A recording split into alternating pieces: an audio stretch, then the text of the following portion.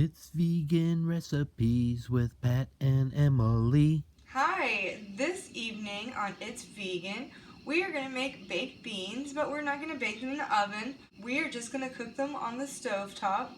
Also, instead of using Great Northern beans or lima beans, I've decided to use pinto beans today.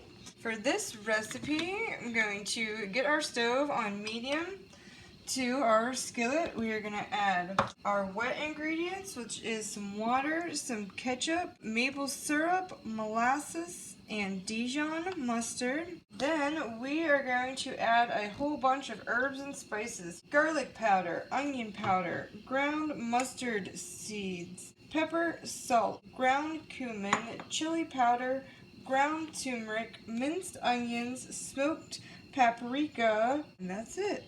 We're gonna get this all incorporated, and I like to turn our heat up. I like to bring it up to a boil before we throw our beans in there. And our beans are already cooked. We soak them overnight and then cook them. You could just use canned beans if you want to. You could always make this same sauce for your beans and just do a different kind of bean if you're partial towards your Great Northern beans. We've got a little bit of a boil going on here. That's what we wanted.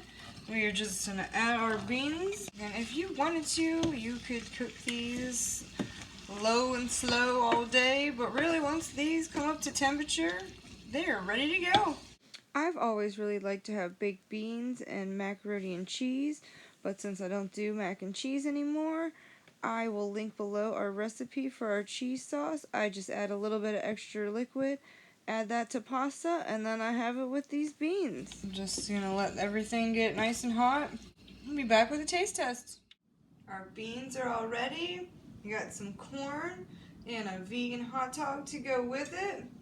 Now it's just time for the taste test.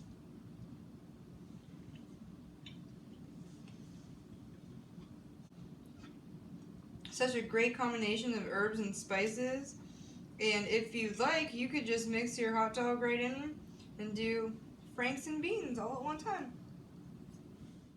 After you've tried this recipe once and you know you like it, we find it very convenient to have a premix made of all of these dried herbs and spices mixed together. That way you can just shake it and measure out what you need. Then add your wet ingredients and beans and you're ready to go.